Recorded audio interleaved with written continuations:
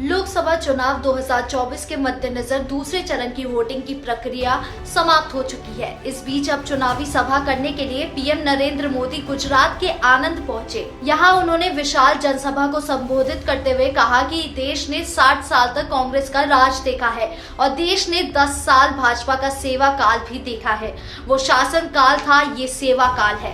कांग्रेस के 60 साल के शासन में करीब 60% ग्राम आबादी के पास शौचालय नहीं था। 60 साल बाद 10 साल में भाजपा सरकार ने 100% शौचालय बनवा दिया।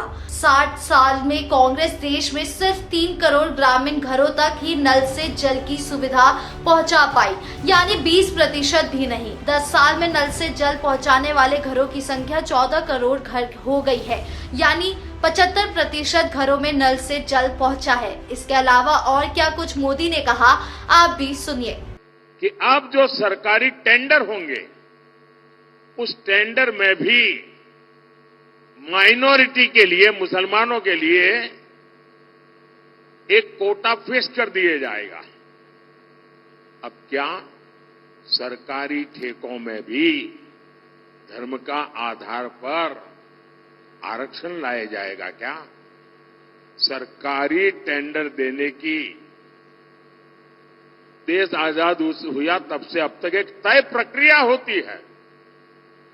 जो सही बोली लगाता है, जो अच्छी क्वालिटी का ट्रैक रिकॉर्ड रखता है, अच्छी क्वालिटी का भरोसा देता है, जिसके पास उस काम करने के लिए एक्सपर्टाइज है, क्षमता है, संसाधन है, सारे पैरामीटर से निकलने के बाद उसको ठेका मिलता है।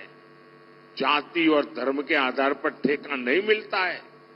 अब कांग्रेस कह रही है, अपने वोट बैंक के लिए पक्षपात करते हुए वो कहती है कि ठेका अब ऐसे नहीं मिलेगा, ठेका धर्म के आधार पर बांटा जाएगा। पीएम मोदी ने अपने चुनावी सभा में कहा कि 60 साल में कांग्रेस ने बैंकों का राष्ट्रीयकरण किया, बैंकों पर कब्जा कर लिया और ये कहा कि बैंक गरीबों के लिए होना चाहिए। बैंकों का राष्ट्रीयकरण गरीबों के नाम पर करने के बावजूद कांग्रेस सरकार 60 साल में करोड़ों गरीबों के बैंक खाते नहीं खोल पाई। मोदी ने 10 साल में 50 करोड़ से ज्यादा जन धन बैंक खाते खोले। वहीं पीएम मोदी ने कहा कि साल 2014 में पहले देश में 2 संविधान चलते थे। उन्होंने कांग्रेस के घोषणा पत्र पर निशाना साधा और कहा कि कांग्रेस के घोषणा पत्र में मुस्लिम लीग की छाप है। वहीं प्रधानमंत्री ने दावा किया कि भारत में कांग्रेस पार्टी कमजोर हो रही है और पाकिस्तानी नेता पार्टी की सत्ता में वापसी के लिए दुआएं कर रहे हैं। उन्होंने कहा, कमजोर कांग्रेस सरकार आतंक के आकाओं को डोजियर देती थी, लेकिन मोदी की मजबूत सरकार आतंकवादियों को उनकी जमीन पर मार देती है।